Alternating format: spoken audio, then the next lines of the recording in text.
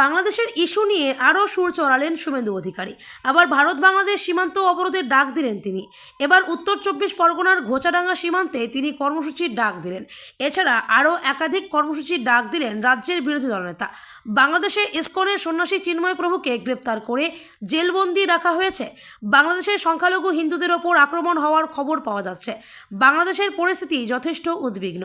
সেই ইস্যুতে আরও একবার সরব শুভেন্দু অধিকারী। বৃহস্পতিবার কলকাতার ধর্মতলায় সনাতনীদের সমাবেশ ছিল। হিন্দু নিপীড়নের প্রতিবাদে এই সমাবেশ হয় রানী রাসমণি রোডে। বাংলাদেশের অন্তর্বর্তী সরকারের প্রধান উপদেষ্টা মোহাম্মদ ইউনূসকেও প্রবল আক্রমণ করেন তিনি। এর আগে পেট্রোপল সীমান্তে জমায়েত করেছিলেন শুভেন্দু অধিকারী। সন্ন্যাসীদের সঙ্গে নিয়ে পেট্রোপল সীমান্ত অবরোধ করেন। এদিন শুভেন্দু বলেন, একদিন শুধু পেট্রোপল বন্ধ করেছিলাম, 40 গাড়ি পেঁয়াজ পচে গিয়েছে, একদিনেই হালুয়া টাইট।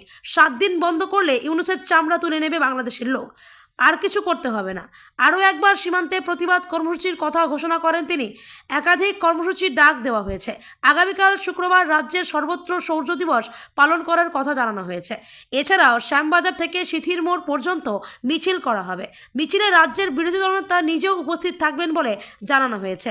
আগামী মঙ্গলবার ঘোচাডাঙ্গা সীমান্ত বন্ধের কর্মসূচিও নেওয়া হয়েছে।